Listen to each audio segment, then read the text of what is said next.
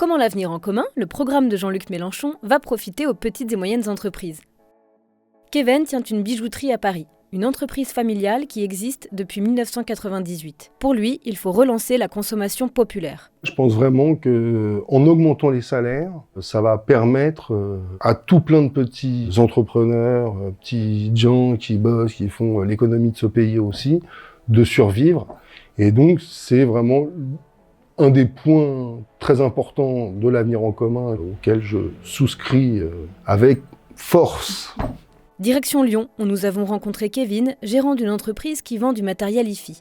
Dans l'avenir en commun, il y a quand même des choses très intéressantes, notamment au niveau de la création d'un pôle public bancaire qui permettrait aux petites entreprises comme nous d'avoir plus facilement accès au crédit. Parce que c'est vrai que ça peut être vraiment compliqué quand on se lance, contrairement aux grosses entreprises qui ont accès beaucoup plus facilement au crédit. Il y a aussi la réforme de l'impôt sur les sociétés qui permettrait de le rendre plus progressif. Ça permettrait de payer quand même moins d'impôts pour les petites entreprises comme nous. Ça serait vraiment quelque chose de très positif aussi. En Seine-et-Marne, Pauline est maraîchère dans une ferme collective bio. Elle défend les circuits courts. Dans le programme de l'avenir en commun, ce qui me plaît, c'est qu'il y ait un vrai accent sur les cantines bio et locales et puis que tous les agriculteurs, à terme, soient en bio. Ça, c'est très important pour moi et qu'on ait tous un salaire minimum garanti, qu'on ne soit pas dans la pauvreté. En Seine-et-Marne, c'est le plus grand département agricole d'Île-de-France. On pourrait être tous en bio et puis tous livrés dans le coin. En plus, c'est juste à côté de chez nous. Et pour les gamins, c'est super qu'ils voient la transition entre ce qui vient de la terre, ça va dans leur assiette. Retour à Paris, dans le 18e arrondissement, où Théo et Marion ont ouvert leur restaurant juste avant la crise Covid. L'avenir en commun propose de repousser l'échéance de remboursement du prêt garanti par l'État. Pour nous, ce serait une vraie solution et une bouffée d'oxygène parce que pour l'instant, on est encore dans un moment incertain de sortie de crise. 2 ans supplémentaires, c'est pas du luxe. Ça nous permettrait de voir un peu plus sereinement à l'avenir. Il y a un autre point important qui nous tient à cœur dans l'avenir en commun, c'est sur le modèle des coopératives, qui est le modèle que l'on a choisi. Et le programme de l'avenir en commun permet vraiment de généraliser ce modèle-là. Les TPE et les PME sont les premières créatrices d'emplois. Elles représentent 99,8% du nombre total d'entreprises. Le programme économique de Jean-Luc Mélenchon leur profitera en priorité. La fiscalité en France est injuste et inefficace. Les Français le savent et demandent la justice fiscale.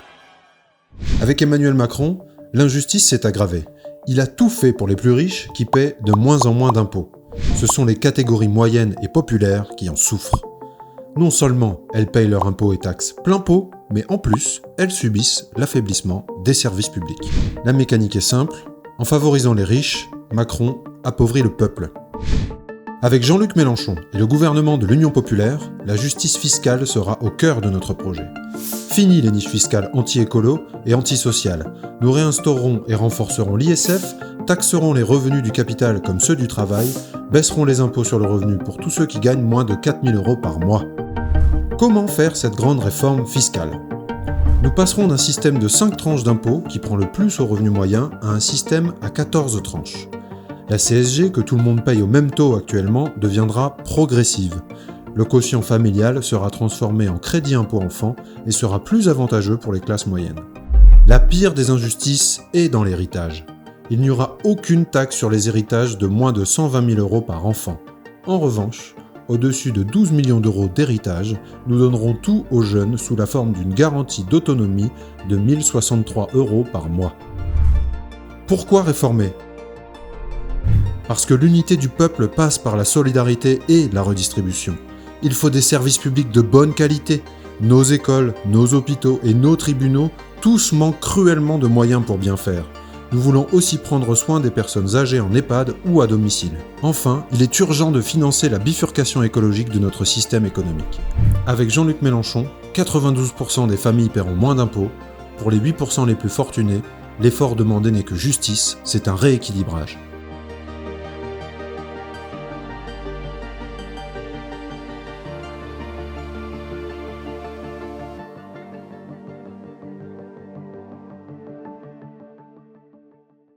Jean-Luc Mélenchon et le gouvernement de l'Union populaire créeront des millions d'emplois et mettront fin au chômage de masse.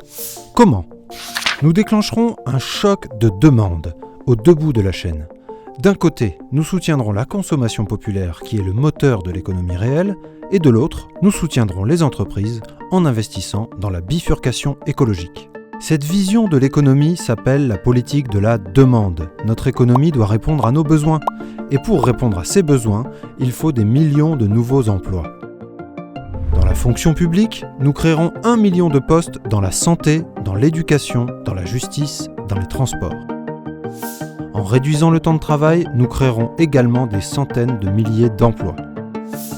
De plus, l'augmentation des salaires, à commencer par le SMIC à 1 400 € net, boostera la consommation populaire.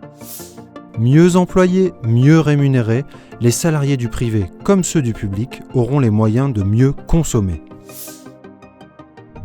Pour transformer notre économie, nous planifierons la bifurcation écologique. 200 milliards d'euros seront investis dans les secteurs clés de la bifurcation écologique. Le carnet de commandes des entreprises françaises sera rempli directement et indirectement. Cet argent ira dans l'économie réelle et non dans les poches des actionnaires.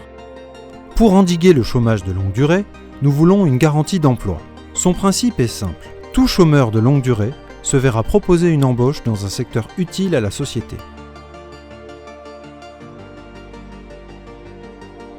Pourquoi réformer ? Parce qu'il est temps d'en finir avec le chômage de masse. Il coûte cher à notre société. Souffrance psychologique, problèmes de santé, suicide, exclusion. Il faut enfin y mettre un terme. Nous nous attaquerons au chômage, pas aux chômeurs. Avec Jean-Luc Mélenchon, l'économie sera au service de nos besoins et de nos vies.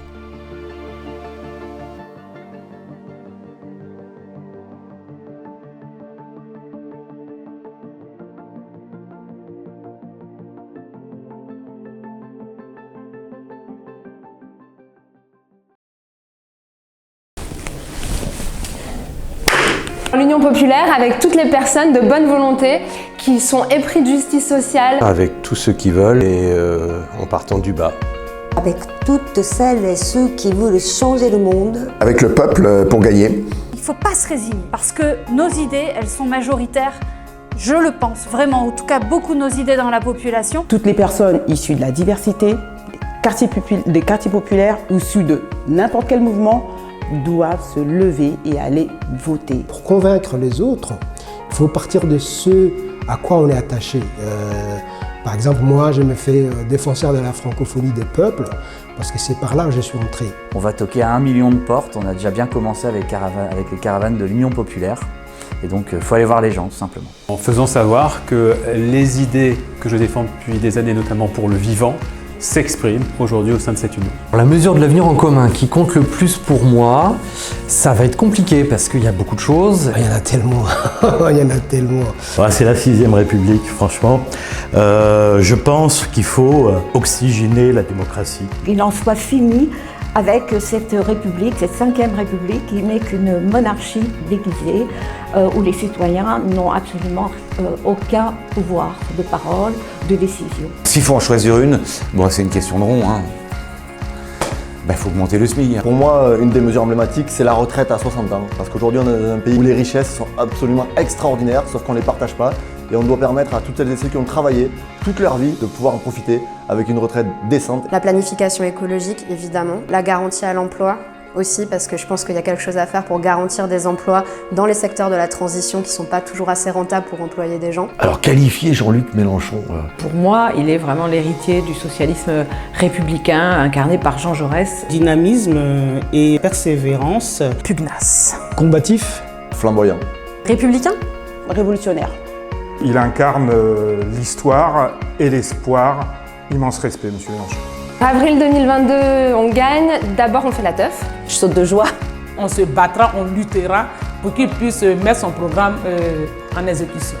La France est un exemple et je pense que la France peut devenir, si jamais Jean-Luc était élu, alors là, on serait un modèle pour la totalité de l'Europe, pour ne pas dire la totalité du monde.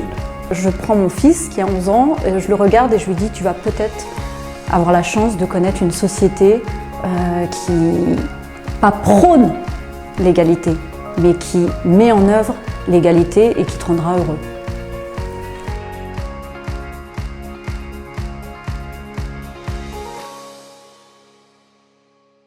Monsieur Mélenchon, où est la caméra? On veut vous voir dans ma cuisine. Alors, elle est là, il y a là la caméra qu'on vous voit dans la cuisine.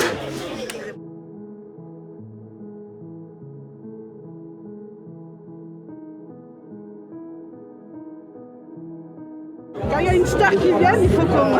Quelle star? C'est lui le star? Bah oui, justement. Votre rôle, ce qui est attendu de vous, c'est que vous redonniez du courage aux gens. Jamais rien n'a été acquis dans la vie autrement que par la lutte des travailleurs. Moi, je veux la 6ème République. Vive la 6ème République. Si vous aviez un conseil à nous donner, ça serait lequel? Faire quoi? Pour gagner? Pour gagner. Menacer chaque personne individuellement. Non, je blague.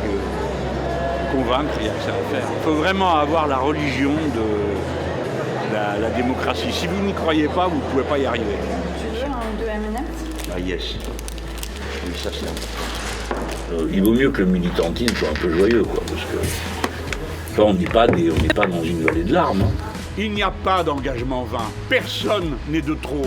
Personne n'est inutile dans notre combat. Parce que c'est l'engagement qui change le monde. Si on démarre, on aura des progrès dans tous les domaines qui se feront aussitôt après. Le problème, c'est pas les PS ni les ELV dans ce pays. Le problème, c'est les fachos et Macron. Votre premier devoir est de résister publiquement, ostensiblement, notoirement au racisme et au venin qu'on essaye d'injecter dans notre peuple de détestation des uns ou des autres, et pour être plus précis, aujourd'hui des musulmans. 300 personnes au chômage, tout ça pourquoi? Pour qu'un carburateur coûte 20 € de moins sur le prix d'une bagnole. Ces gens sont venus ici faire que du fric. C'est indigne. Par contre, il n'y a pas un patron, il n'y a personne qui vient le dire ça. Ce qu'on fait nous, ça tient tout ça debout. C'est pas en vain. La stratégie de l'Union populaire vous dit que puisqu'il n'est pas possible de faire l'unité au sommet, alors faites l'union à la base, comme ceux-ci sont en train de le faire. Et ils en ont un instrument. Cet instrument, c'est un programme, c'est lui qui nous réunit, c'est notre force, c'est la prunelle de nos yeux, c'est l'avenir en commun. Le programme est le centre, le cœur de l'identité de l'Union populaire. Ici, vous êtes dans votre famille. Et dans votre famille, il y a de tout. Et on se prend comme on est. Parce que ce qui compte, c'est pas ce qu'on est, c'est ce qu'on va faire ensemble. Le futur, c'est pas ce qui va arriver, c'est ce qu'on va faire ensemble. Et alors, vous pouvez venir. Rejoignez nos forces. Assez de jérémiades, assez de pleurnicheries, assez d'hésitation. Au combat, à la conviction, à la main tendue aux autres.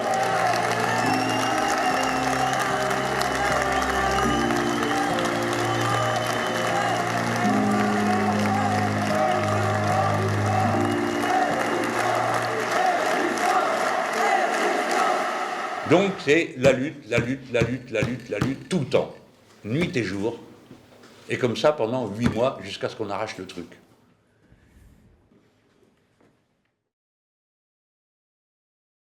Le prix de l'énergie qui explose, stop ou encore? Le prix des loyers qui monte, stop ou encore? Nous pouvons dire stop grâce au programme L'Avenir en commun. Avec Jean-Luc Mélenchon, nous bloquerons les prix de l'électricité, du gaz et des produits de première nécessité.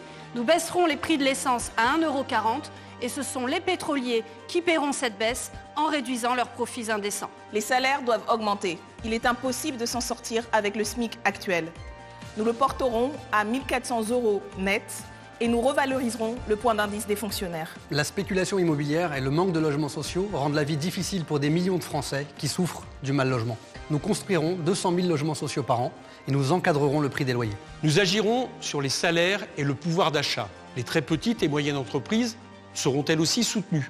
L'impôt sur les sociétés deviendra progressif. Un fonds de solidarité inter-entreprises aidera les PME. En votant pour Jean-Luc Mélenchon, le 10 avril prochain, vous porterez au 2e tour de l'élection le candidat de la justice sociale et fiscale. Celui qui a compris la révolte des Gilets jaunes et les mobilisations sociales. Un autre monde est possible.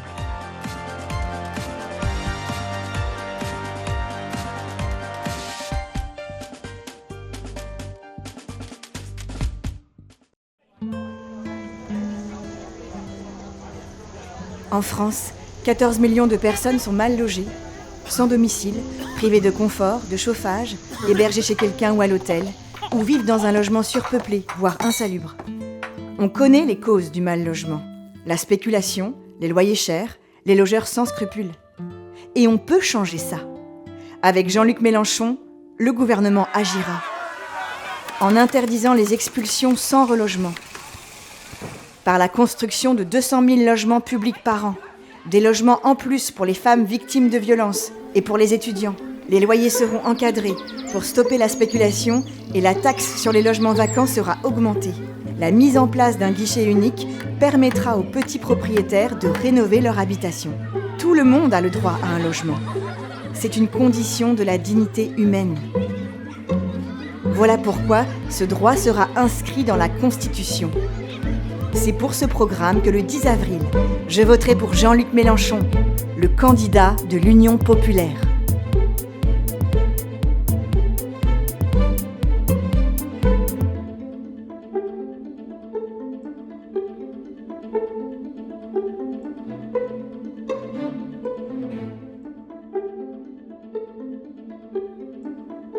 Un autre monde est possible.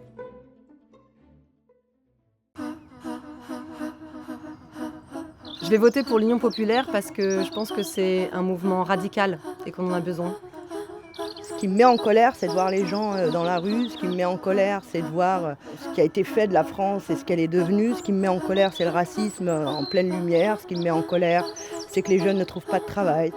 Je me dis que c'est des gens qui portent les valeurs qui, moi, m'animent, c'est-à-dire des valeurs d'humanité, des valeurs d'égalité, des valeurs de liberté. Qu'est-ce qui me donne de l'espoir ? Une société qui pense d'abord aux gens plutôt qu'à l'argent. L'innovation, la recherche, la technique, tout ça c'est bien, mais au service du bien-être des gens et pas pour des actionnaires ou des intérêts privés. Je vais voter pour l'Union populaire parce que déjà le terme me plaît beaucoup. Je pense que c'est un programme qui a été élaboré de façon participative, collective. Parce que si on attend que le système en place nous aide à considérer les gens correctement, je pense qu'on n'est pas encore sorti du bois.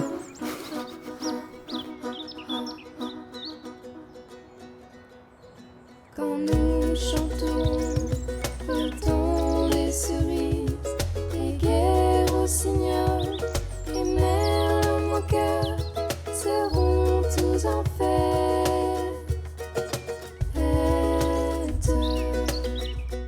Un autre monde est possible.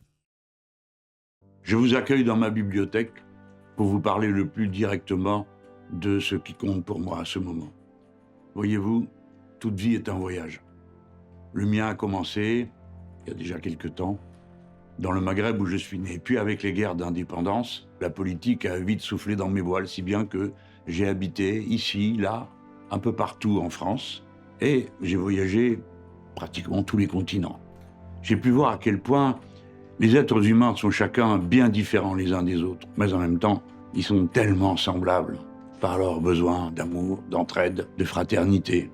Toute la philosophie politique de ma vie peut se résumer dans un objectif, construire l'harmonie des êtres humains entre eux et avec la nature. Cette photo a été prise l'année de ma naissance. On y voit tout ce qui compte encore maintenant pour moi. Paris, notre capitale, les travailleurs sans lesquels il n'y a aucune richesse produite dans ce pays, le drapeau qui nous lie tous à la patrie commune, et puis la Tour Eiffel, ce monument de l'inventivité et l'ingéniosité des Français. Ce peuple qui travaille et produit toutes les richesses, comme il a été malmené au cours de ces 5 années de présidence, en très peu de temps, beaucoup de choses peuvent changer profondément. Par exemple, dès le lendemain de l'élection, il y aura le blocage des prix de première nécessité, comme le gaz, l'électricité, l'essence. Il y aura l'augmentation du SMIC à 1 400 € net. Et puis, très rapidement, la retraite à 60 ans, et pas une retraite en dessous du niveau du SMIC pour une carrière complète. Il y a urgence donc à avoir une méthode générale, la planification écologique. Il est urgent de prendre les mesures de protection, par exemple de la biodiversité, c'est-à-dire du vivant. Et ça, c'est la grande idée qui nous mènera. Le sort de la planète se joue dès à présent. Le cycle de l'eau, le climat, tout est en cause. Toutes les alertes sont lancées. Alors maintenant, il faut agir. Et il faut agir vite. bifurquer, c'est-à-dire changer notre manière de produire et notre manière de consommer. Mais autant dire les choses comme elles sont. Si vous voulez que ça change, il faut qu'il y ait une rupture dans la façon de gouverner, dans la façon de participer au pouvoir pour le peuple, dans la façon de produire. Depuis 1958 et la Ve République, comme notre peuple a changé, il est donc temps qu'on élise une assemblée qui ne fera que cela. Établir les règles de fonctionnement des nouvelles institutions. Mais elle devra aussi fixer les nouveaux droits de notre temps, comme le droit de mourir dans la dignité, ou bien la règle verte, c'est-à-dire une règle de protection de la nature. Mes chers compatriotes, pendant toute cette campagne électorale, j'ai fait autant que j'ai pu, tout ce que j'ai pu, pour que l'on parle de programme. Le mien, l'Avenir en commun, a été noté comme l'un ou le plus précis et le plus concret par de nombreux observateurs de tous bords. Dès lors, avec les parlementaires, députés à l'Assemblée nationale, députés au Parlement européen insoumis, mais aussi avec les personnalités qui nous ont rejoints dans l'Union populaire, nous avons une équipe et un programme pour changer la vie dans laquelle nous nous trouvons.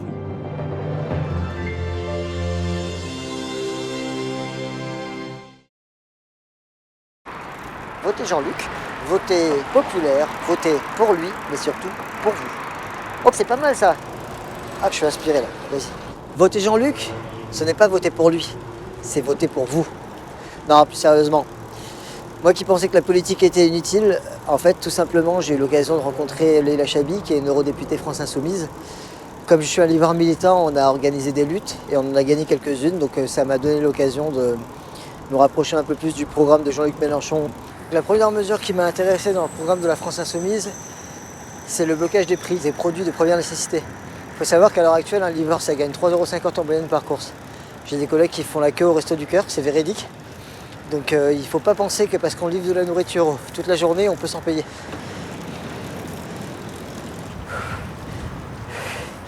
Concernant la santé, on fait un travail assez pénible. Et si on avait 100% de prise en charge par la Sécu, comme c'est annoncé dans le programme, ce serait un gros poids en moins sur les épaules.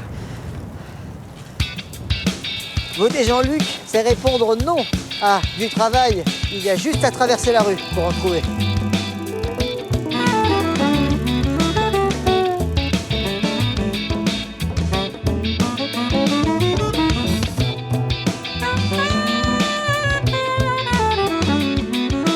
Un autre monde est possible. Quelque chose de nous-mêmes, ce qui nous met ensemble. La langue commune, française, étendue aux 5 continents au-delà de nos frontières. Quelque chose de notre force. La France des Frères Lumière a inventé le cinéma. Partout, dans les salles obscures. En tout genre et tout couleur. Nous rions, nous pensons, nous pleurons. C'est une révolution de tous les jours que nous menons, loin de la guerre, pour la paix. Parce que 1789 a proposé un autre modèle au reste du monde. La France peut, la France veut. C'est un partage qui s'élève des classes populaires. Parce que bien manger, se rencontrer, jouer, est une affaire collective, une affaire sérieuse, une question d'État. Garantir les progrès humains par le service public, l'égalité territoriale, l'égalité des chances, le rayonnement par les arts, la plus puissante de nos armes. La culture est essentielle. Avec 1% du PIB, doubler le portefeuille culturel du pays. Choisissons quelque chose de nous-mêmes, quelque chose qui nous met ensemble.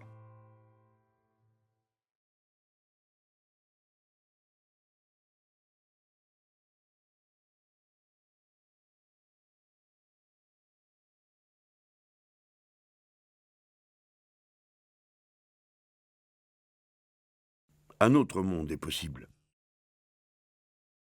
Jean-Luc Mélenchon est le seul candidat écologiste susceptible d'être élu président. Nous avons déjà perdu 5 ans. Et désormais, nous avons moins de 10 ans pour lutter contre le changement climatique. C'est le dernier mandat pour le climat. Il faut agir maintenant. Le programme que nous défendons porte un principe fondamental, la règle verte, c'est-à-dire ne pas prendre plus à la nature que ce qu'elle peut régénérer. Ce programme porte également une méthode, la planification écologique, pour organiser la bifurcation vers un autre modèle de production. Avec Jean-Luc Mélenchon, la France respectera enfin l'accord de Paris. Nous interdirons tout de suite le glyphosate. Nous mettrons en place le protectionnisme écologique et solidaire pour relocaliser. Et pour soutenir les productions locales, les cantines seront 100% bio et gratuites. Nous soutiendrons les paysans par des aides publiques pour la conversion vers une agriculture biologique. Un ministère de la production alimentaire sera en charge d'organiser la bifurcation vers une agriculture écologique et paysanne pour en finir avec la malbouffe et la maltraitance animale. L'écologie n'est pas une question marginale. Le changement climatique menace 3,5 milliards de personnes. L'écologie est un enjeu économique, de santé publique et de rapport au vivant. Nous avons un bulletin de vote pour changer, celui de Jean-Luc Mélenchon. Cette élection présidentielle comporte un choix décisif pour notre avenir, l'âge de départ à la retraite. Il faut choisir entre ceux qui veulent nous faire partir toujours plus tard et celui qui propose la retraite à 60 ans avec 40 annuités de cotisation. Ils disent qu'on vit plus longtemps, mais ce n'est plus vrai. L'espérance de vie diminue et surtout elle varie selon que vous êtes cadre ou ouvrier. 13 années de différence. Travailler malade, mourir au travail, du travail n'est pas un projet de notre société. On est très nombreux à s'être mobilisés pour empêcher la réforme des retraites en 2020. Et on les a fait reculer. Nous ne voulons ni de la retraite par points, ni de la retraite à 65 ans, ni des retraites de misère. Ce que nous voulons, c'est de partir à la retraite en bonne santé et partager notre expérience avec les plus jeunes, nos familles, et réaliser enfin nos rêves. Nous porterons le minimum vieillesse à 1 063 € par mois et plus aucune retraite complète ne sera en dessous du SMIC.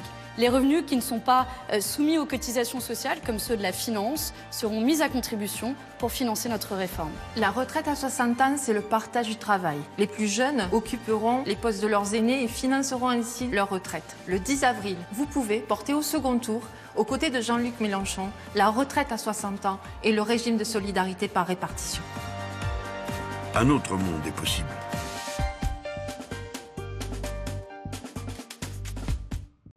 Vous écoutez le podcast de l'Avenir en commun. Épisode 1. Lancer des grands chantiers écologiques créateurs d'emplois. Younous Omarjee, député européen insoumis. Alma Dufour, activiste pour le climat.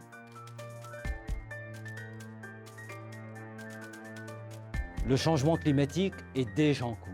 Nous voyons d'ores et déjà s'abattre les impacts dans tous les secteurs, de même que nous voyons la multiplication des catastrophes climatiques extrêmes. Le coût de l'inaction est autrement plus important que celui des investissements sur les infrastructures pour les rendre plus résilientes, les ponts, les viaducs, mais aussi les réseaux de haute tension qui doivent être enfouis. C'est pourquoi nous proposons un véritable plan national d'adaptation au réchauffement climatique, de même qu'une action soutenue doit être engagée pour préserver la ressource en eau, puisque actuellement, faute d'investissement, 20% de l'eau est perdue sur le territoire continental et 40% de l'eau est perdue dans les Outre-mer, de même que le scandale de 1 million de Français qui n'ont pas accès à l'eau potable qui doit cesser. Je m'appelle Alma Dufour et je suis activiste pour le climat. Quand j'étais petite, ma famille en Argentine, parce que j'ai de la famille en Argentine, ils sont agriculteurs et ils m'expliquaient que depuis une dizaine d'années, le climat avait beaucoup changé donc, sur leur terre, c'est-à-dire qu'il y avait à la fois plus de pluies violentes et plus de sécheresse et que du coup c'était beaucoup plus difficile de faire pousser les céréales et du coup ma famille est devenue plus pauvre. C'était les premiers impacts du changement climatique auxquels j'ai eu à faire face. Et depuis, je continue à y faire face dans mon quotidien, comme beaucoup de gens, beaucoup de Français. Par exemple, cet été, j'étais en Ardèche. J'adore la montagne, j'adore la forêt et les rivières.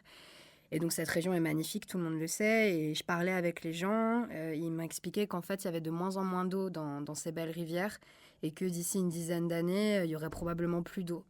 Et ça m'a vraiment brisé le cœur parce que je me suis dit qu'en fait, ce qui fait que la vie vaut la peine d'être vécue, c'est aussi des choses comme ça et que le changement climatique était en train de nous en priver. Pour moi, l'adaptation au changement climatique, c'est vraiment une des mesures les plus cruciales à mettre en œuvre dans les prochaines décennies. Pourquoi ? Parce que les impacts du changement climatique en France, par exemple, ça va être une baisse des rendements agricoles très conséquente, jusqu'à moins 40%. Une baisse de notre capacité à nous approvisionner en eau aussi, à peu près de la moitié moins d'eau, en France. Et là, je vais dire en France, pas dans d'autres pays où il y a déjà aujourd'hui des ruptures d'approvisionnement comme le Brésil, l'Afrique du Sud ou les États-Unis. Et donc, imaginez en fait une économie où on peut consommer 2 fois moins d'eau et on se nourrit beaucoup moins bien. C'est ça qu'on va connaître si on ne met pas en œuvre très rapidement l'adaptation au changement climatique. Et voilà, on pourra parler de SMIC, on pourra vouloir augmenter les salaires, les retraites, etc.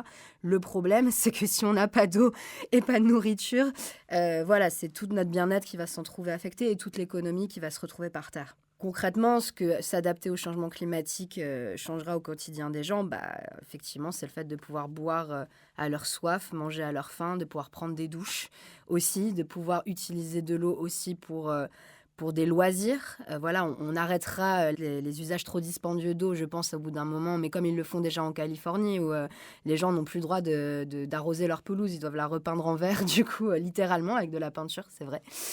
Ou par exemple, comme les rivières sont asséchées, ils font migrer les saumons en camion, maintenant, pour les ramener en haut du cours d'eau, pour qu'ils puissent continuer à vivre, en fait. C'est ça ce qui se passe aux États-Unis aujourd'hui.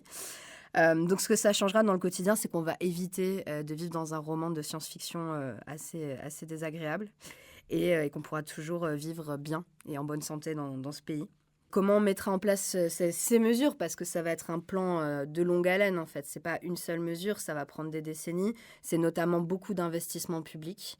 Donc le fait qu'on puisse retrouver notre capacité à investir de l'argent public, puisqu'on changera les règles, notamment du fonctionnement européen, nous permettront évidemment d'investir massivement dans la préservation de nos écosystèmes et leur adaptation. Donc c'est à la fois construire effectivement des digues là où c'est vraiment nécessaire, rénover les canalisations, pour éviter les fuites d'eau. C'est aussi changer évidemment les pratiques agricoles et ça, on va revoir de fond en comble le fonctionnement de la politique agricole commune européenne et investir massivement dans des cultures qui résistent au changement climatique et qui sont en agroécologie parce que c'est connu, les écosystèmes pluriels agroécologiques résistent mieux aux températures extrêmes et aux aléas climatiques que l'agriculture intensive. Donc vous voyez, tout ça en fait sens et c'est un très beau système de cercle vertueux qu'on va essayer de mettre en place. Merci d'avoir écouté ce podcast. N'hésitez pas à mettre 5 étoiles sur votre application préférée et à le partager pour convaincre du programme L'Avenir en commun. Vous pouvez également faire un don sur le site mélenchon2022.fr. Vos dons nous permettent de financer les dépenses liées à l'organisation d'événements comme les meetings et les réunions publiques, ainsi que l'achat de matériel, les affiches, les tracts, bref, à faire campagne afin de porter les mesures de l'Avenir en commun au 2e tour. Le 10 avril 2022, votez 2 fois, une fois pour vous et une fois par procuration. Vous pouvez vous porter volontaire pour voter au nom d'une citoyenne ou d'un citoyen près de chez vous sur la page web mélenchon2022.fr/procuration.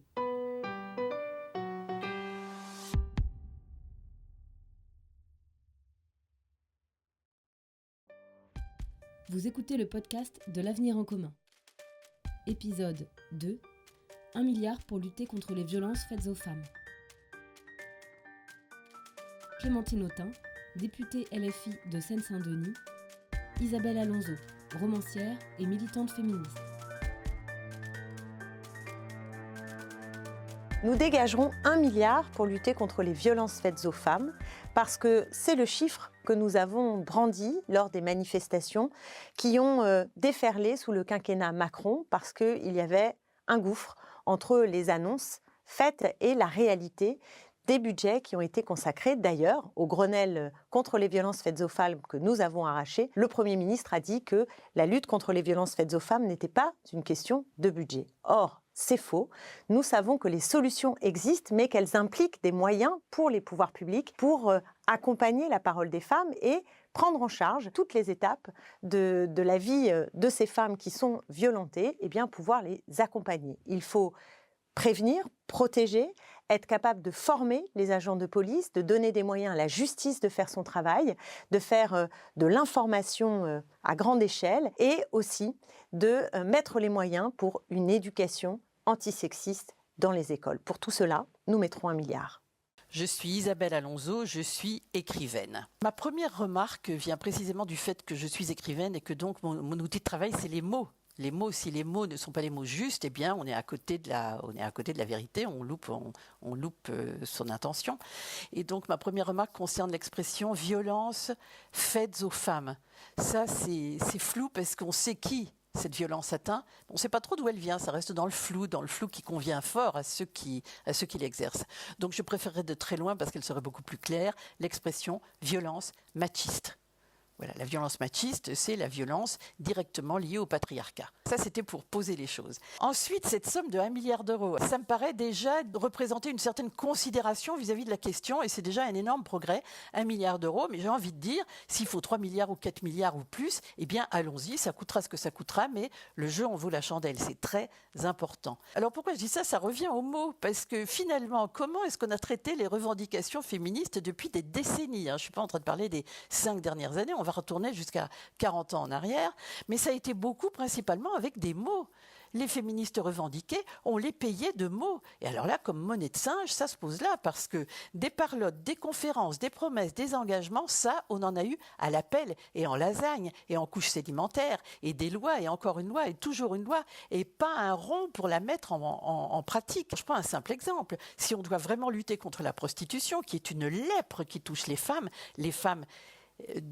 celles qui l'exercent, et leurs enfants et leurs familles. Donc, si on veut lutter contre ça, on s'attaque à un ennemi puissant, on s'attaque à des lobbies proxénètes, à des réseaux, à des gens qui ont beaucoup de puissance et d'argent. Et là, il va falloir, pour appliquer la loi, des fonctionnaires de police, des fonctionnaires de justice, des travailleurs sociaux, et du personnel de santé aussi. Et donc là, oui, il faut de l'argent. On y va, on va commencer par 1 milliard. Notre monde est possible et il ne se fera pas sans les femmes. Il faut s'en donner les moyens. Et les moyens, c'est aussi des budgets. Merci d'avoir écouté ce podcast. N'hésitez pas à mettre 5 étoiles sur votre application préférée et à le partager pour convaincre du programme L'Avenir en commun. Vous pouvez également faire un don sur le site mélenchon2022.fr. Vos dons nous permettent de financer les dépenses liées à l'organisation d'événements comme les meetings et les réunions publiques, ainsi que l'achat de matériel, les affiches, les tracts, bref, à faire campagne afin de porter les mesures de l'avenir en commun au 2e tour.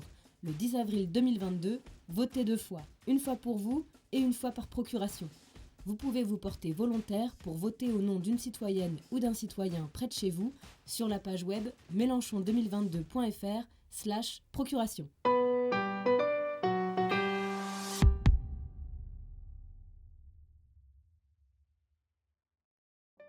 Vous écoutez le podcast de l'Avenir en commun, épisode 3, la justice au nom du peuple.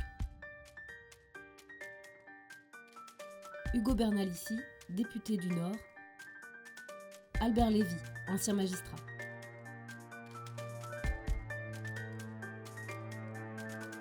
« 65 000. 65 000, c'est le nombre de postes que nous allons créer au ministère de la Justice pour réparer ce service public que nous devons aux justiciables. Dans ces 65 000 recrutements, évidemment, il y a des postes de magistrats. Nous avons 2 fois moins de magistrats par habitant que nos voisins allemands. Il est temps de réparer cela. Et qui dit magistrat dit greffier pour l'accompagner à ses côtés. Et le ministère de la Justice, c'est aussi un certain nombre d'autres postes. Je pense aux conseillers pénitentiaires d'insertion et de probation qui participent à la lutte contre la récidive ou les éducateurs de la protection judiciaire de la jeunesse pour les enfants qui sont en conflit avec la loi. Pour ce qui concerne la police, nous avons besoin d'une police nationale de proximité qui se déploie dans un cadre républicain, de tranquillité publique, avec des gardiens de la paix au service des citoyennes et des citoyens. Et évidemment, nous avons besoin d'une police judiciaire qui s'occupe des plaintes des gens. Il faut qu'on puisse traiter les plaintes pour résoudre les enquêtes. Voilà ce que nous devons aux Françaises et aux Français. Mon nom est Albert Lévy. J'ai été tour à tour avocat au barreau de Marseille pendant une dizaine d'années, premier secrétaire de la conférence et magistrat pendant 30 ans. Substitut du procureur, juge d'instance et enfin juge d'instruction à Lyon, dans un service de lutte contre le crime organisé. Je reste l'avocat pour toujours d'une justice que je veux défendre pour le peuple au nom duquel elle est rendue. Mais depuis longtemps, la justice est rendue sans lui, voire contre lui. Juge d'instance, j'ai vu la souffrance de ces femmes précarisées et seules pour élever leurs gosses qu'on veut expulser. J'ai vu ces pères de famille criblés de dettes qui perdent leur travail et qui la nuit dorment dans leur vieille voiture. Au parquet et à l'instruction, j'ai vu une multitude de pauvres en état de nécessité qui rencontraient la délinquance pour nourrir leurs enfants et qu'on jetait en prison. J'y ai vu des chefs d'entreprise nantis qui détournaient les fonds de leur entreprise sans payer les salaires, qui fraudaient le fisc et ne payaient pas l'impôt. Ils plaçaient leur argent sale dans des paradis fiscaux. Ils comparaissaient libres au tribunal correctionnel lorsqu'ils y étaient traduits et punis d'amendes légères avec de la prison avec sursis. J'ai travaillé sans moyens dans des palais de justice non entretenus et délabrés, souvent tard dans la nuit. J'ai vu des prisons insalubres, surpeuplées, des cellules en lambeaux qui respiraient la souffrance et l'exclusion, y compris pour les personnels pénitentiaires.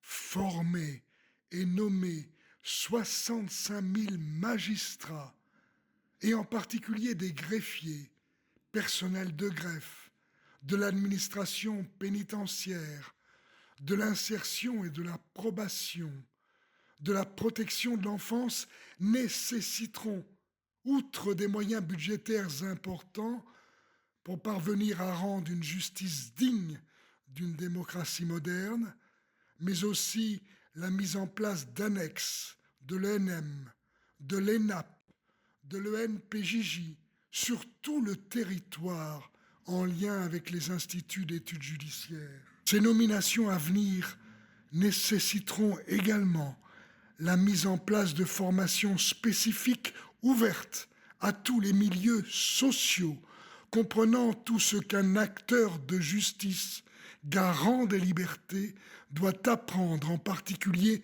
sur les souffrances, les aspirations de tous les milieux afin d'apprécier les grands enjeux de notre société. Au sujet spécifiquement de la police, la formation des policiers sera réadaptée sur les valeurs de la République et orientée sur le strict respect des règles qui régissent les libertés des citoyens, comme dans bon nombre de pays européens. La police judiciaire, dont les moyens seront adaptés à la lutte contre la criminalité organisée, quant à elle, sera rattachée au ministère de la Justice dans son organisation, son fonctionnement et son contrôle. Merci d'avoir écouté ce podcast. N'hésitez pas à mettre 5 étoiles sur votre application préférée et à le partager pour convaincre du programme L'Avenir en commun. Vous pouvez également faire un don sur le site mélenchon2022.fr. Vos dons nous permettent de financer les dépenses liées à l'organisation d'événements comme les meetings et les réunions publiques, ainsi que l'achat de matériel, les affiches, les tracts, bref, à faire campagne afin de porter les mesures de l'avenir en commun au deuxième tour. Le 10 avril 2022, votez 2 fois, une fois pour vous et une fois par procuration. Vous pouvez vous porter volontaire pour voter au nom d'une citoyenne ou d'un citoyen près de chez vous sur la page web mélenchon2022.fr/procuration.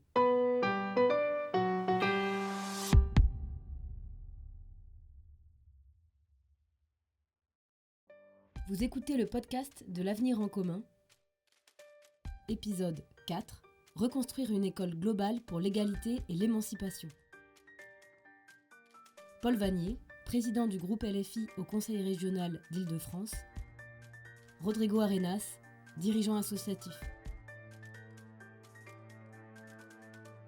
Pour notre école, nous recruterons des dizaines de milliers d'enseignants afin de parvenir à un nombre moyen de 19 élèves par classe. Et tout de suite, nous mobiliserons ces personnels supplémentaires en maternelle et dans l'éducation prioritaire. Nous allons également investir massivement dans la voie professionnelle. Nous allons ouvrir des lycées professionnels, des lycées maritimes, des lycées agricoles. Ils sont indispensables pour faire la bifurcation écologique de notre économie. Pour y parvenir, nous avons besoin de redonner de l'attractivité au métier d'enseignant. Et pour cela, nous augmenterons leur salaire de 30%. 15% immédiatement, en dégelant le point d'indice, et 15% à mettre en discussion avec leurs organisations syndicales. Pour les élèves, pour leurs familles, et pour assurer une égalité de chacun d'entre eux, nous ferons enfin la gratuité réelle de l'éducation. Gratuité des cantines scolaires avec des menus issus d'une agriculture locale et biologique. Gratuité des fournitures scolaires. Gratuité aussi des sorties scolaires. Je suis Rodrigo Arenas, je suis cadre territorial dans la fonction publique au conseil départemental de la Seine-Saint-Denis et j'ai été coprésident de la première fédération de parents d'élèves pendant 3 ans. Quand on est parent d'élèves, la première des préoccupations qu'on a, c'est évidemment les gamins qui vont mal. Et les gamins qui vont mal, c'est pas seulement ceux qui ont des mauvaises notes, parce que ça peut s'améliorer en changeant les évaluations, c'est surtout ceux dont le coût social pour les familles est trop important pour qu'ils puissent suivre une scolarité pleine et entière.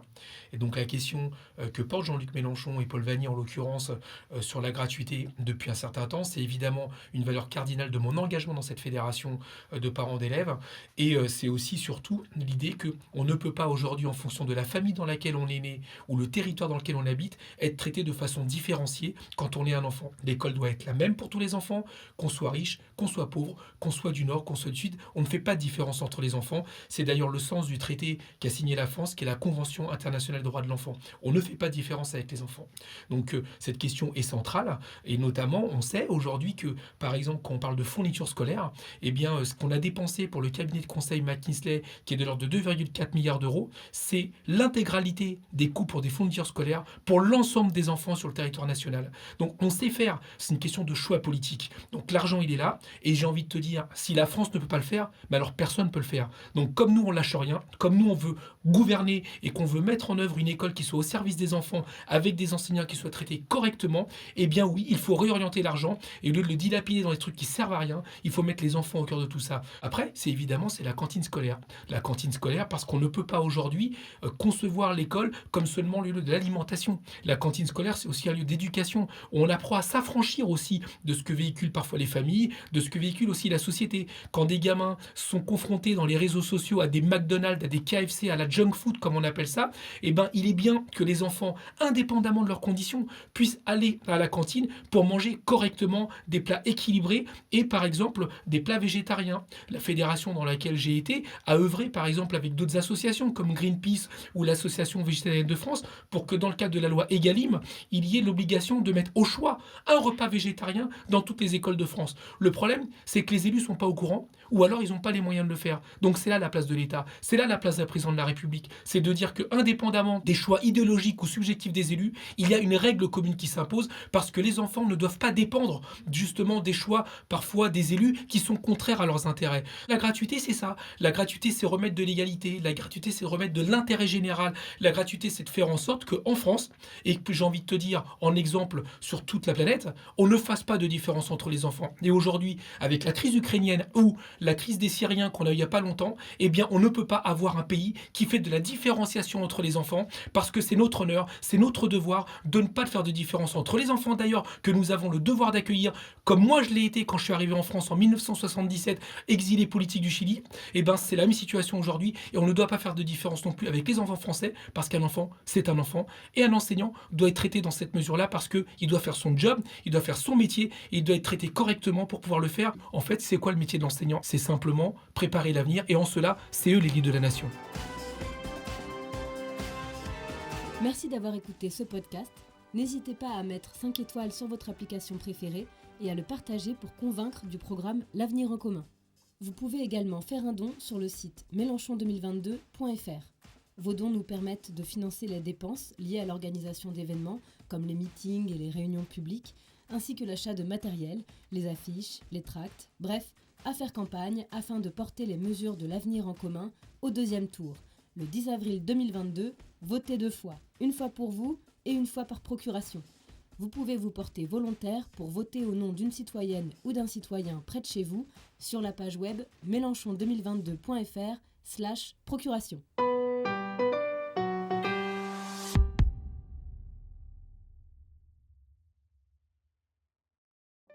Vous écoutez le podcast de l'Avenir en commun, épisode 5, faire face collectivement à la perte d'autonomie individuelle. Caroline Fiat, députée LFI de Meurthe-et-Moselle et aide-soignante. Karine Lebon, députée de La Réunion. Il est important dans notre pays de maintenir l'autonomie de nos personnes âgées. En priorité, créer 10 000 places par an pour permettre l'accueil au maintien à l'autonomie des personnes âgées dans notre pays, mais surtout l'embauche en urgence de 240 000 soignants pour enfin avoir un ratio soignants-résidents qui permette de stopper la maltraitance institutionnelle qui existe et perdure dans notre pays depuis beaucoup trop d'années. Tout ceci est financé. 240 000 soignants, c'est 0,6 soignants au chevet du résident. Et enfin, grâce à l'Union populaire, nous stopperons la maltraitance institutionnelle et nous rendrons la dignité et l'autonomie à nos personnes âgées en France.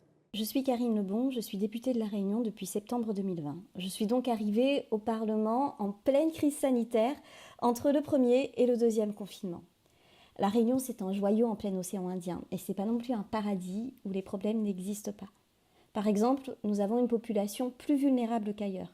Les Réunionnais souffrent de comorbidités plus importantes que dans l'Hexagone. Diabète, obésité, taux record de dialysés, etc. Et nous avons connu une double épidémie. Le Covid, bien sûr, mais en même temps, la dengue, une maladie qui est transmise par les moustiques. Nos personnes âgées sont aussi plus dépendantes que dans l'Hexagone. Selon l'INSEE, 22,5% des seniors seraient concernés par la perte d'autonomie, contre 16,3% au niveau national. Et si les tendances démographiques récentes se maintiennent, plus de 60 000 personnes âgées de 60 ans ou plus seront en perte d'autonomie en 2050 à La Réunion, soit 3 fois plus qu'en 2015, toujours selon l'INSEE. La population de 75 ans ou plus serait multipliée par 4 entre 2015 et 2050 pour atteindre 138 000 personnes. Il nous faut anticiper au mieux les infrastructures et les emplois nécessaires à l'autonomie et aux soins des personnes âgées. C'est absolument primordial. Faute de place dans les EHPAD et aussi à cause de leurs coûts très élevés, ce qu'on appelle les pensions marrons chez moi, les pensions clandestines donc, avec des conditions de vie ou plutôt de survie intolérables, se multiplient. Il y en a plus d'une cinquantaine. Les résidents sont souvent des gens aux revenus très modestes, le plus souvent au RSA ou qui touchent l'AAH, et ils n'ont pas d'autre solution de logement. Et on découvre parfois des situations qui dépassent l'entendement. Promiscuité, problèmes d'hygiène, sous-encadrement, inactivité des résidents, manque de sécurité, locaux inadaptés à l'accueil de personnes âgées ou dépendantes, odeur d'urine, chambres très vétustes et parfois même sans fenêtre. On ne peut pas rester insensible à ça. Mais plus globalement, concernant la santé, la crise sanitaire a confirmé l'insuffisance de l'offre de soins à La Réunion. Notre système hospitalier s'est très vite retrouvé saturé. Mais à dire vrai, on avait déjà alerté sur ce sujet avant la crise sanitaire en posant la question du coefficient géographique, qui ne prend pas la pleine mesure des surcoûts et n'intègre pas toutes les charges et missions qui devraient l'être. Et il est nécessaire de mettre fin à un scénario mortifère où un coefficient inadapté finit par provoquer un déficit qui ne peut être comblé que par des subventions et des plans de retour à l'équilibre qui sont conditionnés par des fermetures de lits et des suppressions de postes. Un comble à La Réunion qui compte un nombre de lits déjà nettement plus faible que la moyenne nationale. Pour vous donner un exemple, sur ma circonscription, il y a un centre hospitalier. La population du bassin ouest de l'île étant comparable à la ville d'Aix, on pourrait s'attendre à ce qu'on ait un nombre de lits équivalent. Eh bien pas du tout. Nous comptons 300 lits, alors qu'Aix en compte 1000.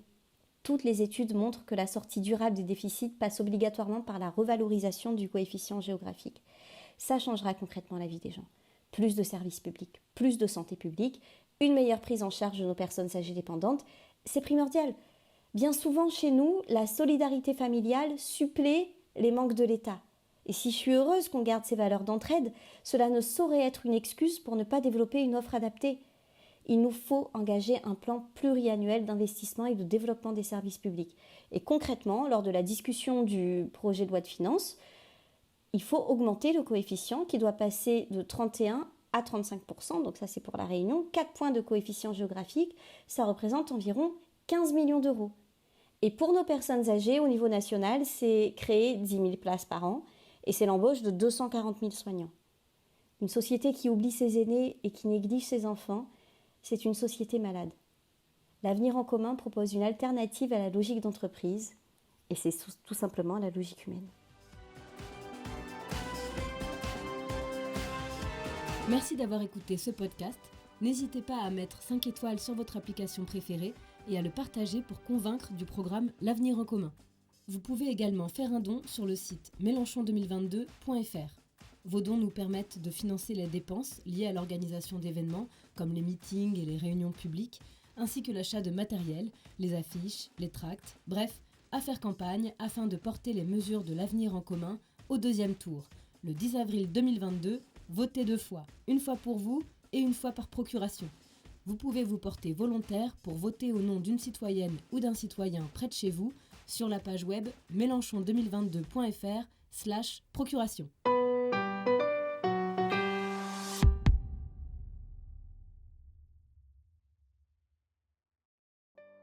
Vous écoutez les podcasts de l'Avenir en commun. Épisode 6.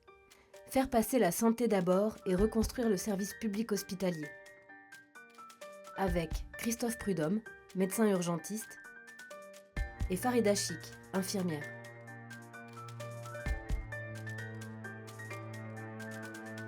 La première mesure pour l'hôpital et pour les EHPAD que devrait prendre Jean-Luc Mélenchon s'il est élu président de la République, c'est un grand plan qui associe la formation massive de personnel et les embauches. Nous manquons de 100 000 personnels à l'hôpital. Les salaires sont ridiculement bas aujourd'hui au regard de la pénibilité de ces métiers, essentiellement féminins. Et puis surtout, la crise a montré que nous manquions dramatiquement de lits. Il faut arrêter les fermetures de lits et surtout en rouvrir.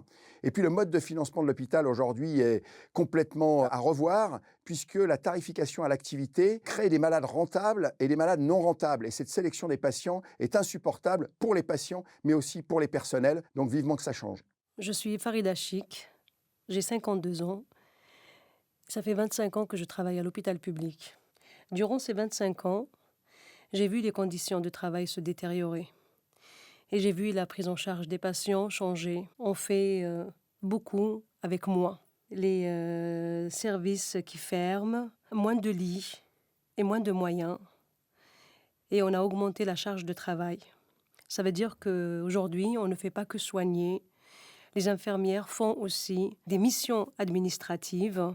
Elles s'occupent de la logistique, elles s'occupent des dossiers de soins et elles s'occupent aussi de l'encadrement des étudiants. Pour donner l'exemple de la dégradation de nos conditions de travail, quand j'étais dans les services et quand il était le moment de distribuer des médicaments, dans un service par exemple de gériatrie où il y a 36 patients, pour la plupart qui sont dépendants, ils ont besoin d'aide, ils ont besoin de nous, ils ne peuvent pas se déplacer. Et ben, dans des services comme ça, j'étais par exemple la seule infirmière et il y a 2 aides-soignantes, maximum 3. Parce que c'est les quotas. Ils ont été décidés comme ça, par des gens qui sont savants, qui n'ont jamais mis les pieds dans un service. Eh bien, lorsque vous avez 2 aides-soignantes qui sont déjà occupées dans les chambres, et moi qui suis en train de donner les médicaments, et j'ai un patient, par exemple, qui me demande d'aller aux toilettes. Il ne peut pas aller tout seul, je suis obligée de l'accompagner. Donc, qu'est-ce que je fais ? Je lui dis, monsieur ou madame, je ne peux pas vous accompagner, vous avez une protection, faites dans votre protection. Je n'étais pas très fière de moi. Je rentrais à la maison et j'étais malade avec cette décision. Si on avait plus de soignants, ce patient aurait pu être pris en charge dignement. Et ça, je vous assure que c'est très douloureux pour tous les soignants. Personne ne va au travail pour faire des choses pareilles. Nous, on nous a appris à soigner les gens dans la dignité. Et on devient maltraitant parce que l'institution nous maltraite. Ces mesures qui sont dans l'avenir en commun sont très importantes pour l'hôpital. C'est ce qui va permettre de changer les conditions de l'hospitalisation et c'est ce qui va susciter des vocations. La reconnaissance, les soignants ont besoin de reconnaissance. La reconnaissance déjà de la pénibilité, la reconnaissance que ce travail est fait majoritairement par des femmes et une revalorisation des salaires, c'est ça qui va susciter des vocations. Et ça, on l'a dans l'avenir en commun. Ces mesures-là, elles vont servir à faire revenir les gens à l'hôpital. Ces mesures-là, elles vont donner du sens. Et les soignants ont besoin de sens. Si on prend l'exemple de la tarification à l'acte, ça veut dire qu'il y a 2 catégories de patients. Il y a des patients qui font rentrer de l'argent à l'hôpital et il y en a d'autres qui lui font perdre de l'argent. Eh bien non, l'hôpital, ce n'est pas une entreprise. L'hôpital est un lieu de soins. L'hôpital est un lieu d'humanité. L'hôpital est un lieu d'accueil. Concrètement, ces mesures vont me permettre au quotidien d'exercer mon métier comme j'aime. Ça veut dire le faire avec beaucoup d'humanité, de le faire avec la dignité et de faire surtout avec la sécurité, et pour moi et pour le patient. Ces mesures vont permettre aux gens de venir à l'hôpital sans avoir peur. Ils sauront qu'ils vont être pris en charge comme il faut et surtout, ils n'auront pas besoin de sortir leur carte bleue. Merci d'avoir écouté ce podcast. N'hésitez pas à mettre 5 étoiles sur votre application préférée et à le partager pour convaincre du programme L'Avenir en commun. Vous pouvez également faire un don sur le site mélenchon2022.fr. Vos dons nous permettent de financer les dépenses liées à l'organisation d'événements comme les meetings et les réunions publiques, ainsi que l'achat de matériel, les affiches, les tracts, bref, à faire campagne afin de porter les mesures de l'avenir en commun au deuxième tour. Le 10 avril 2022, votez 2 fois, une fois pour vous et une fois par procuration. Vous pouvez vous porter volontaire pour voter au nom d'une citoyenne ou d'un citoyen près de chez vous sur la page web mélenchon2022.fr/procuration.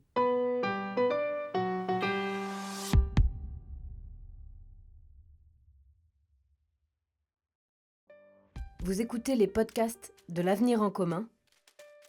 Épisode 7, conscription citoyenne et gratuité de l'école. Avec Alexis Corbière, député de Seine-Saint-Denis, et Aurélien Lecoq, coordinateur des Jeunes Insoumis. Vous l'avez sans doute vu, dans notre programme L'Avenir en commun, nous proposons la création de 300 000 emplois jeunes qui interviendront notamment dans l'éducation nationale où les besoins sont immenses, mais aussi dans les associations de solidarité ou toutes celles qui œuvrent pour la bifurcation écologique. Les besoins sont immenses et pourtant le chômage des jeunes reste beaucoup trop élevé. Ces 300 000 emplois jeunes, si nécessaires, seront tous rémunérés au SMIC. Nous proposons une conscription citoyenne qui s'adressera à tous les jeunes avant leurs 25 ans, qui durera 9 mois et qui sera rémunérée au SMIC, qui aura été revalorisée. Il y aura une formation militaire initiale, mais aussi la possibilité de faire appel au droit à l'objection de conscience. Un bilan sur la formation de chaque jeune sera fait, mais aussi un bilan de santé. Il y aura également une formation pour la conduite et la possibilité gratuitement de passer le permis de conduire. Je m'appelle Aurélien Lecoq, je suis jeune diplômé. Et comme énormément de jeunes qui sont dans ma situation, qui viennent d'avoir leur diplôme ou qui par exemple ont simplement passé leur baccalauréat, on se retrouve dans un moment difficile de notre vie où on se dit va-t-on trouver un travail tout simplement, puisque du travail il n'y en a pas pour tout le monde aujourd'hui. Il y a plus de 600 000 jeunes qui sont au chômage et au-delà de savoir si on va réussir à faire ce qu'on veut, comment le faire, il y a cette angoisse permanente de se dire est-ce que je vais réussir à m'insérer dans le monde professionnel. Et même lorsqu'on arrive parfois à trouver un travail, c'est souvent des contrats précaires, ce sont souvent des CDD, et du coup on repousse comme ça les périodes d'angoisse et de crainte en se disant là peut-être je suis à l'abri pour 1 mois, pour 2 mois, pour 3 mois, mais après que va-t-il se passer? Et donc on est comme ça toute une génération, toute une jeunesse à pas pouvoir faire de projets, pas pouvoir faire de paris sur l'avenir parce que on a toujours cette peur de se retrouver inactif ou au chômage.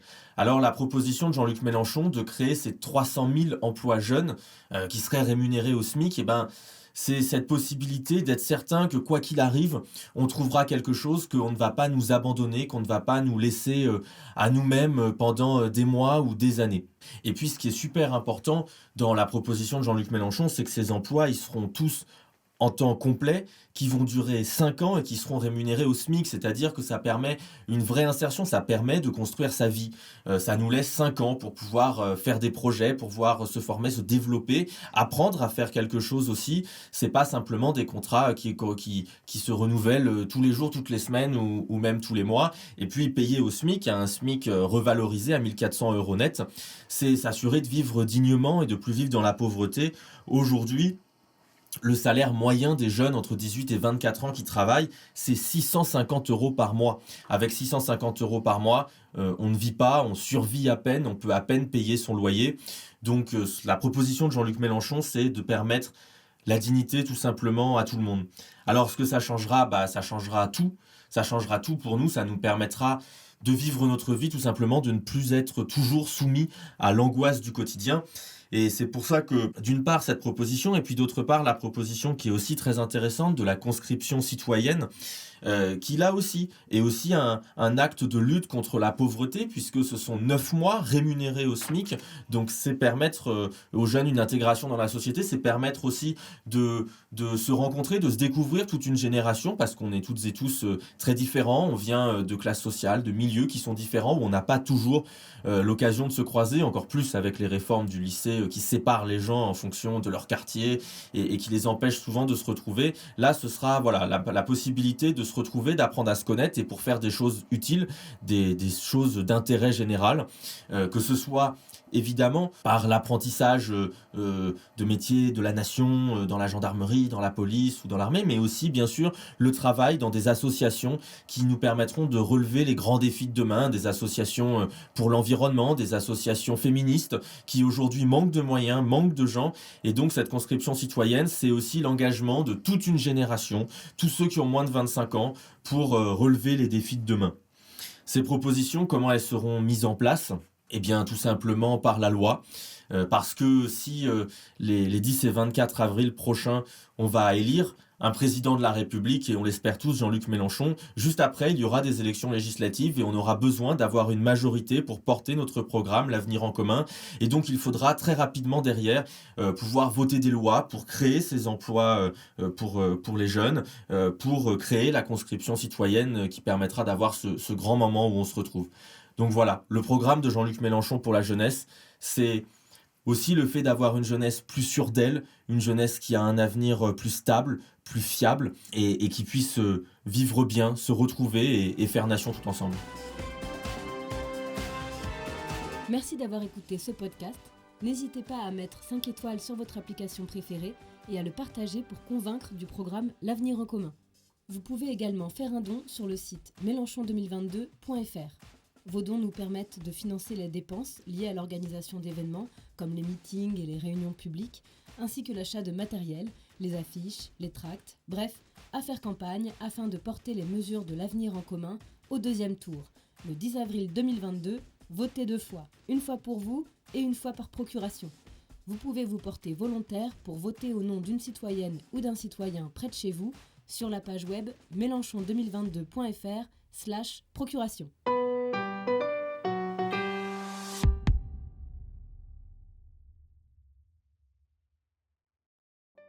Vous écoutez le podcast de l'Avenir en commun, épisode 8, SMIC à 1 400 € net par mois. Adrien Quatennens, député du Nord. Xavier Mathieu, comédien.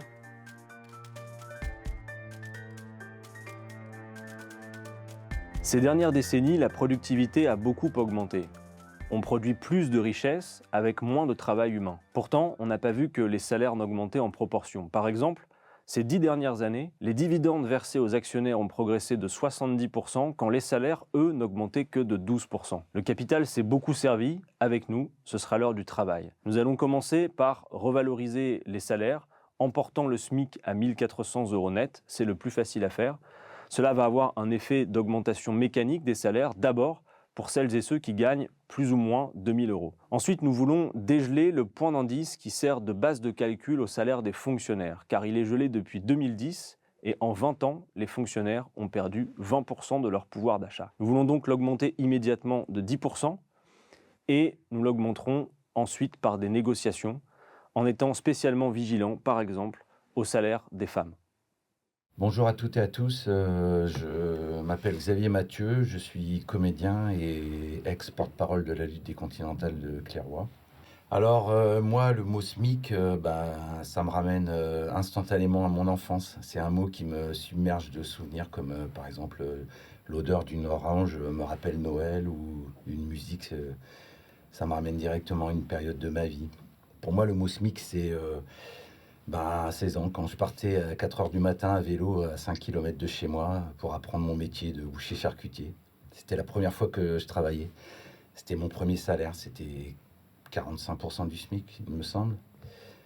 Je ne connaissais pas ce mot, je ne comprenais même pas ce que ça voulait dire. C'était en 1980 et à ce moment-là, j'ai entendu parler d'augmentation du SMIC. Je me suis dit, ah, ça c'est moi.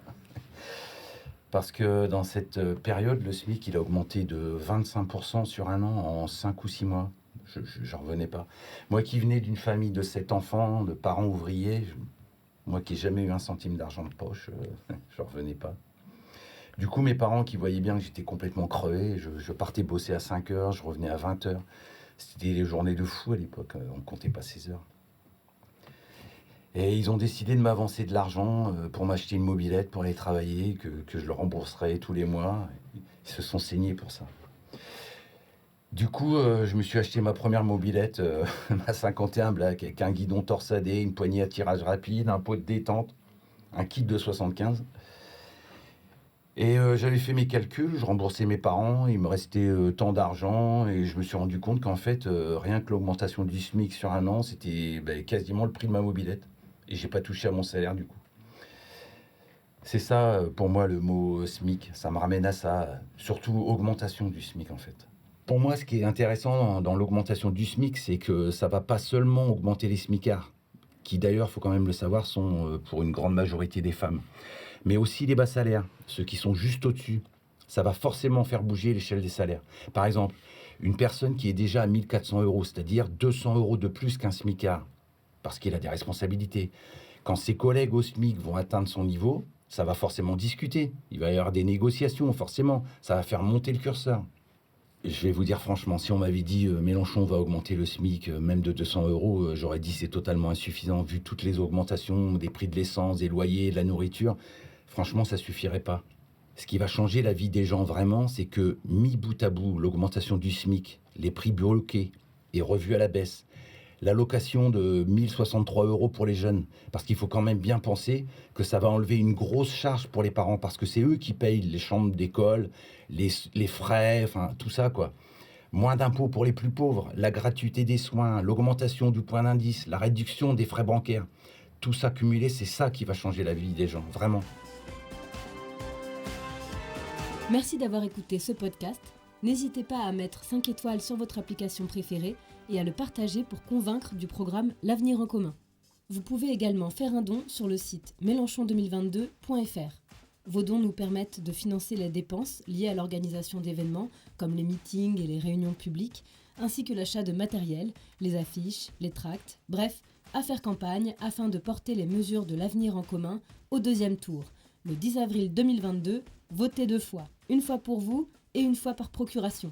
Vous pouvez vous porter volontaire pour voter au nom d'une citoyenne ou d'un citoyen près de chez vous sur la page web mélenchon2022.fr/procuration.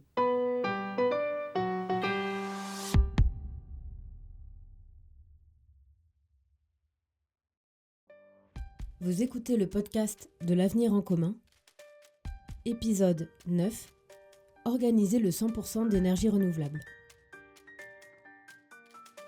Mathilde Panot, députée du Val-de-Marne.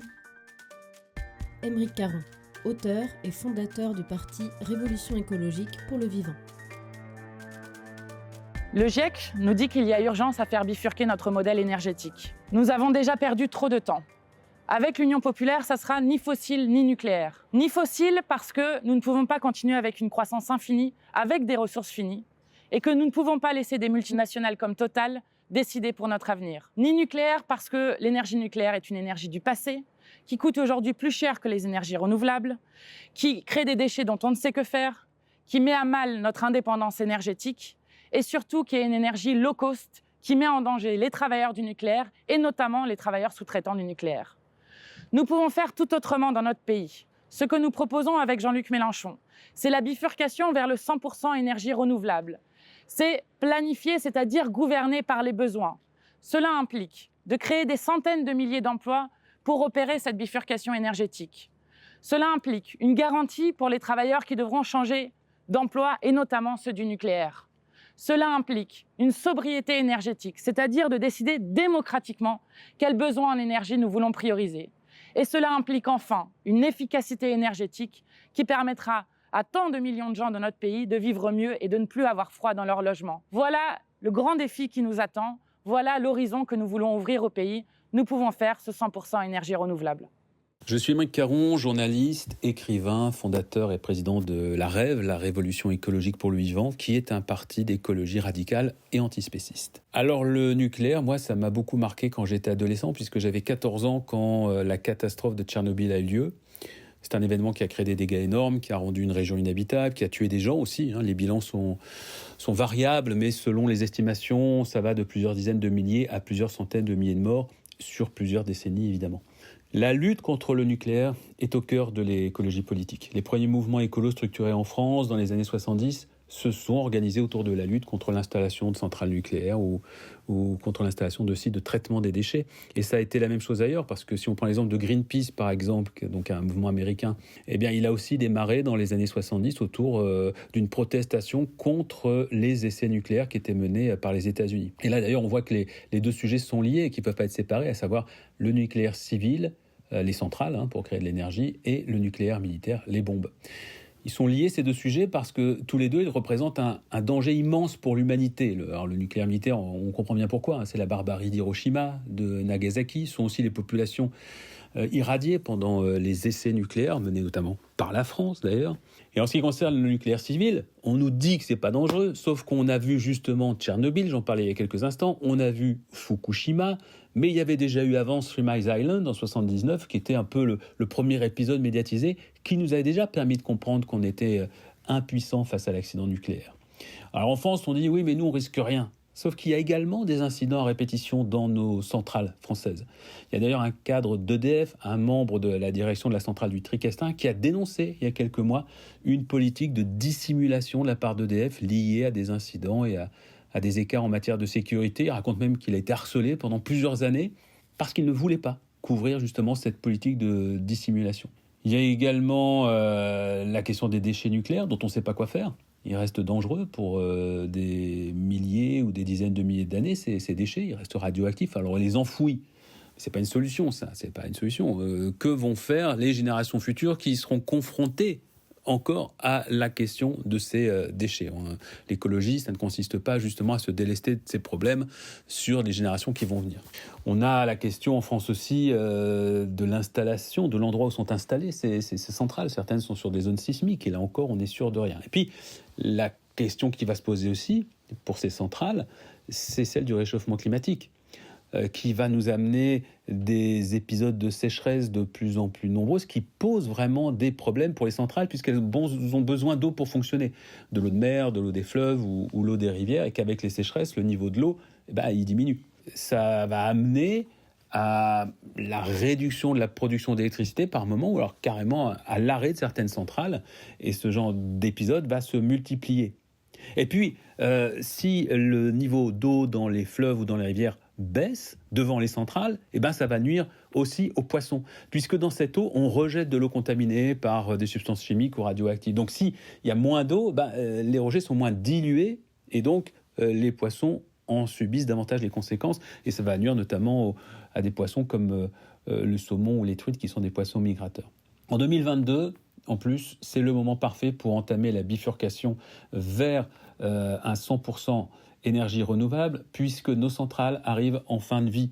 Il faut réinvestir massivement si on veut continuer à utiliser ces centrales, ou alors il faut justement prendre cette opportunité pour passer à autre chose. On nous explique qu'en cette période, Macron, lui, il fait le choix justement d'aller vers une relance du nucléaire. Bon, mais là encore, économiquement, c'est une aberration, parce que c'est quoi le nucléaire nouvelle génération? Ce sont les EPR. Bon, si on regarde l'EPR de Flamanville, pour l'instant, c'est un fiasco. Cet EPR devait nous coûter 3,4 milliards d'euros. Il devait être fini en 2012. Il n'est toujours pas prêt. On nous l'annonce maintenant pour 2023, donc avec plus de 10 ans de retard. Et la Cour des comptes estime que ça va nous coûter finalement 20 milliards d'euros. 6 fois plus cher que prévu. Donc, on voit bien que ce n'est pas du tout la piste à suivre. Certains, pour nous dissuader, essaient de nous expliquer que ce n'est pas possible. On ne peut pas arriver à du 100% d'énergie renouvelable en 2050.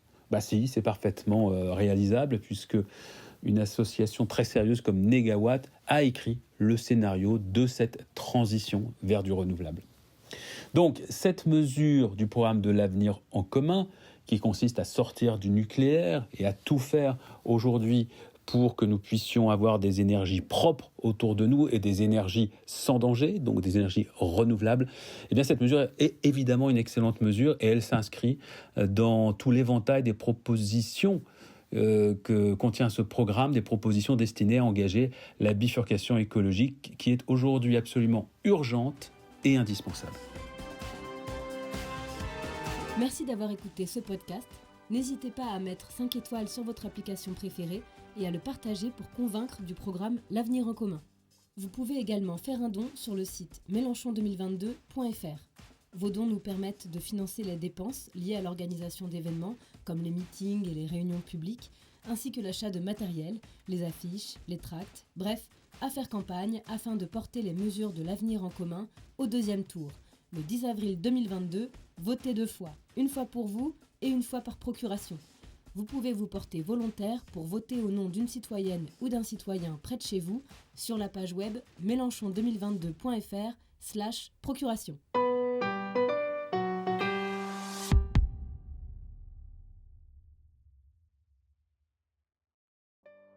Vous écoutez le podcast de l'Avenir en commun, épisode 10, Éradiquer la pauvreté.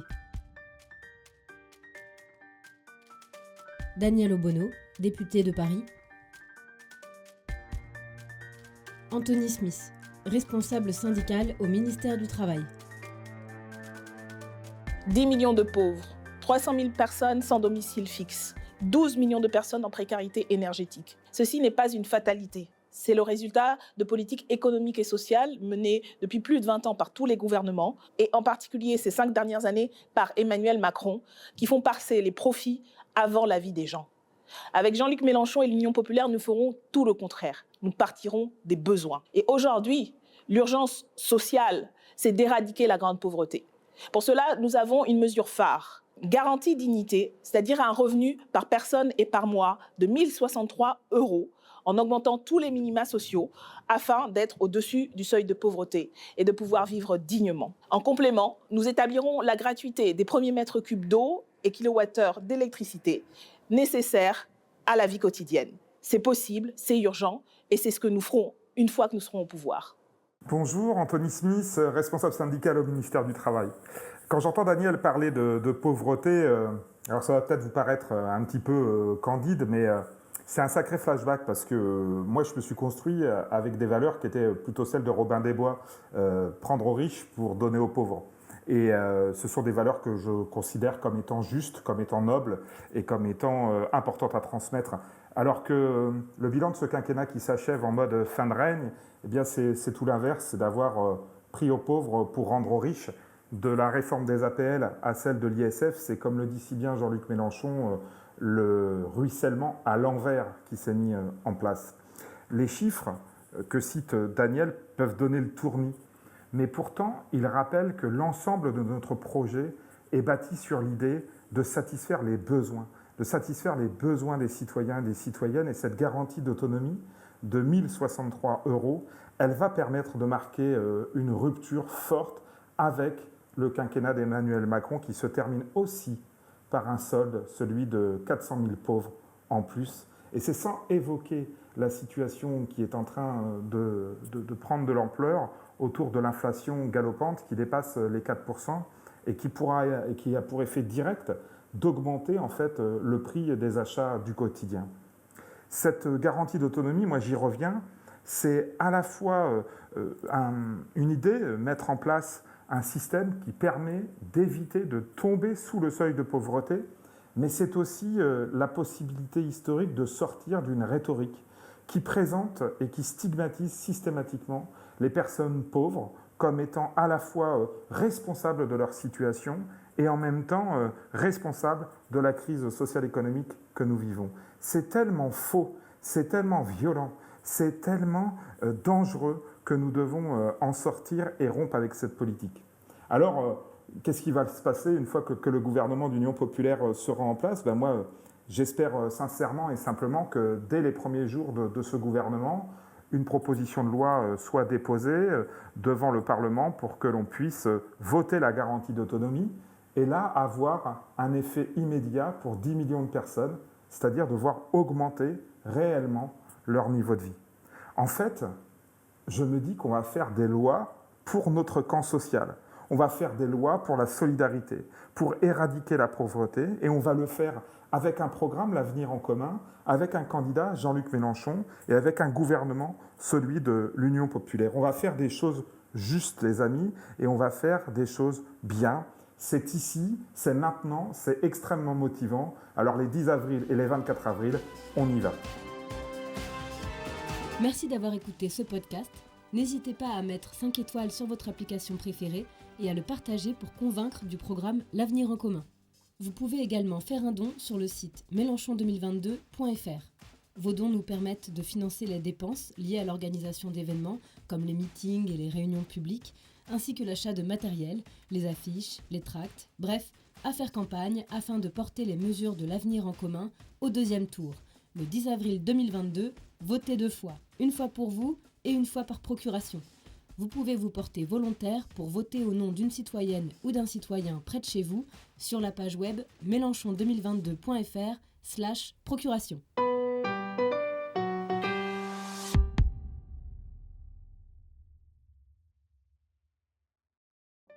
Vous écoutez le podcast de l'Avenir en commun. Épisode 11. Développer les transports publics écologiques. Loïc Prudhomme, député de la Gironde. Béranger Cernon, conducteur de train. À l'heure où je vous parle, 2 secteurs sont les principaux émetteurs de gaz à effet de serre et aussi de consommation d'énergie. Le bâtiment et les transports. C'est pour cela que sur le bâtiment, nous prévoyons de rénover 700 000 logements, de les rénover thermiquement par an, 700 000 logements par an, afin d'ici 2050 d'avoir rénové l'entièreté du parc immobilier. Cette rénovation thermique passera bien sûr par des aides de l'État, afin que les ménages les plus modestes puissent rénover leur logement sans que cela ne pèse sur leur budget. De la même façon, sur les transports, il est urgent de sortir du tout voiture et du tout camion. C'est pour cela que nous proposons que chaque Français et Française soit à moins de 30 minutes d'une gare afin de pouvoir laisser sa voiture et profiter des transports en commun, des transports ferroviaires pour limiter l'émission de gaz à effet de serre. C'est aussi le cas des camions de livraison qui doivent enfin cesser de polluer notre air et d'envahir nos routes. Et la remise à niveau du fret ferroviaire est aussi une question essentielle que nous portons. Donc je suis Béranger Cernon, je suis conducteur de train sur la ligne D du RER. Je suis également syndicaliste à la CGT Cheminots et notamment l'ancien secrétaire général du syndicat CGT des Cheminots de Paris-Gare de Lyon. Donc la mesure de Loïc sur le train, sur le ferroviaire, elle est importante pour l'ensemble de la population. Et forcément, le train, ça évoque tout de suite les souvenirs d'enfance, quand on prenait le train pour partir en vacances notamment. Et moi, j'ai vécu à la campagne, j'ai grandi à la campagne, et on avait un train qui n'existe plus malheureusement aujourd'hui, qui faisait La Roche-Migène, Marseille. Et je me souviens de souvenirs d'enfance avec mon grand-père, où on partait à Marseille pour la journée, on prenait le train le matin, on allait manger sur le Vieux-Port, on allait se promener, on revenait le soir. Et voilà, c'était fantastique. Et un deuxième souvenir qui me marque à chaque fois que je pars en vacances, notamment l'été, c'est ce trafic sur la route avec des files de camions à plus en pouvoir qui pourrit la vie de tout le monde et qui créent des bouchons énormes. Et je me dis, mais pourquoi ces camions ne peuvent pas circuler sur des trains ? Maintenant que je travaille à la SNCF et que je conduis des trains, j'ai compris qu'il n'y avait aucune volonté politique de mettre ces foutus camions sur les trains. Et à l'heure où aujourd'hui le climat est une vraie problématique et où il y a besoin de changer nos habitudes, on a plus que jamais besoin de ferroviaire, que ce soit dans le transport de voyageurs, pour partir en vacances, pour aller au travail, mais aussi pour le fret ferroviaire en mettant tous ces camions sur des trains. La mesure de permettre aux gens d'avoir une gare en moins de 30 minutes, forcément ça va changer les habitudes de chacun, ça va permettre aux gens d'apprécier aussi de prendre le train, parce qu'une fois qu'on est posé dans le train, on n'a plus besoin de se concentrer, on peut faire vaquer à d'autres occupations, et puis surtout c'est un transport écologique, et puis de mettre tous ces camions sur la route, ça permettra de redonner du souffle au climat, et surtout ça permettra de désengorger ces routes qui voilà, le matin quand on va au travail, on met 3 plombs pour aller au boulot, ça pourrit l'atmosphère, on a des problèmes de pics de pollution, etc. Et voilà, le train est le moyen de régler tous ces problèmes-là. Et donc, la première mesure qu'il va falloir prendre, c'est une mesure qui peut paraître toute bête, mais qui est hyper importante, c'est de réunifier le rail et la roue. C'est-à-dire réunifier la grande famille cheminote. Aujourd'hui, la SNCF est explosée en 5 sociétés anonymes. C'est plus possible, tout le monde se tire dans les pattes, chacun défend son intérêt. En plus, on est rentré dans une logique absolument marchande. Et donc, il faut sortir de tout ça, renationaliser la SNCF, la réunifier. Et là, on pourra vraiment faire du train. Et tous les gens s'y retrouveront parce que prendre le train, c'est quelque chose d'exceptionnel. En plus, on fera en sorte que les prix soient bloqués, éviter que ça coûte un bras et qu'on mette en caution un œil. Et puis voilà, tout le monde pourra en profiter, tout le monde sera gagnant et tout le monde sera heureux d'avoir un fleuron comme ça de la France, hein, notamment le TGV, mais aussi le fret. Et tout le monde s'y retrouvera. Merci d'avoir écouté ce podcast. N'hésitez pas à mettre 5 étoiles sur votre application préférée et à le partager pour convaincre du programme L'Avenir en commun. Vous pouvez également faire un don sur le site mélenchon2022.fr. Vos dons nous permettent de financer les dépenses liées à l'organisation d'événements comme les meetings et les réunions publiques, ainsi que l'achat de matériel, les affiches, les tracts, bref, à faire campagne afin de porter les mesures de l'Avenir en commun au 2e tour. Le 10 avril 2022, votez 2 fois, une fois pour vous et une fois par procuration. Vous pouvez vous porter volontaire pour voter au nom d'une citoyenne ou d'un citoyen près de chez vous sur la page web mélenchon2022.fr/procuration.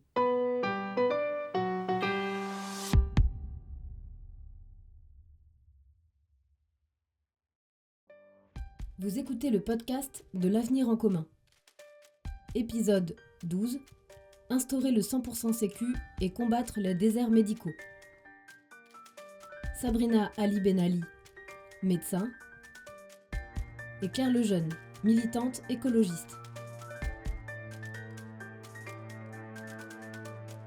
Aujourd'hui, lorsque nous sommes de garde, nous les médecins urgentistes à domicile, c'est tous les jours que l'on observe des renoncements aux soins, soit parce que les patients n'ont pas de mutuelle, soit parce que les rendez-vous sont trop loin en secteur 2, donc avec dépassement d'honoraires. Ainsi, ils ne vont pas prendre rendez-vous pour leur imagerie chez le dentiste ou chez un médecin spécialiste. Et quand ils arrivent ensuite à l'hôpital, les frais économiques sont plus importants pour la collectivité. Ceci est bien sûr un système qui est mortifère. Ainsi, il faut absolument qu'on ait un 100% sécurité sociale avec un remboursement complet des soins qui sont prescrits, que ce soit pour les radios, les médicaments, les spécialistes, et les frais de complémentaires seront ainsi annulés. Les personnels des mutuelles intégreront directement la sécurité sociale pour un parcours mieux coordonné et des patients globalement mieux pris en charge.